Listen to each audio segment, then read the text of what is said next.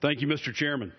I rise today to urge my colleagues to support my amendment that prohibits future regulations from the Obama administration. This is a common sense step to rein in our regulatory system and make it work for the American people and not the other way around. Since my first days in office, one message I continue to hear is people are tired of an unaccountable government that oversteps its bounds. In April, I was successful in pushing the EPA to withdraw a harmful regulation that would have devastated the motorsports industry. I recently had the opportunity to visit a national leader in custom auto racing parts in my hometown of Concord, North Carolina. I spoke with one worker who told me that if this one regulation would have gone through, he would have lost his entire livelihood. That, Mr. Chairman, is unacceptable.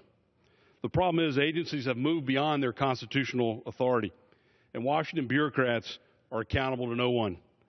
They show little regard for the real-world damage of their new rules on working families, on people looking for jobs, on our economy in general.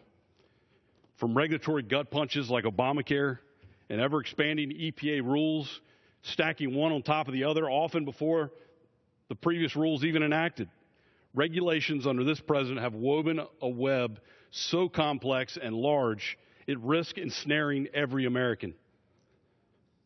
This means less job opportunities, it means lower wages, and more families struggling. At its core, overregulation is a form of stealth taxation. Working families, working people are paying the price for every new rule that comes out of Washington.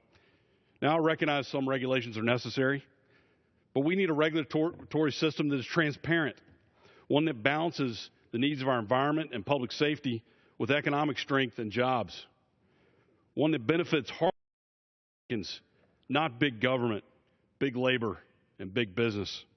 It's time for us to chart a new pro-growth course away from this administration's burdensome regulations so that Americans can get back to work. And this amendment is one solution.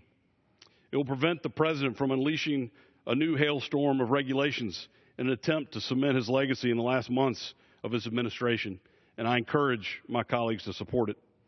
Thank you, Mr. Chairman, and I reserve the balance of my time. The gentleman reserves.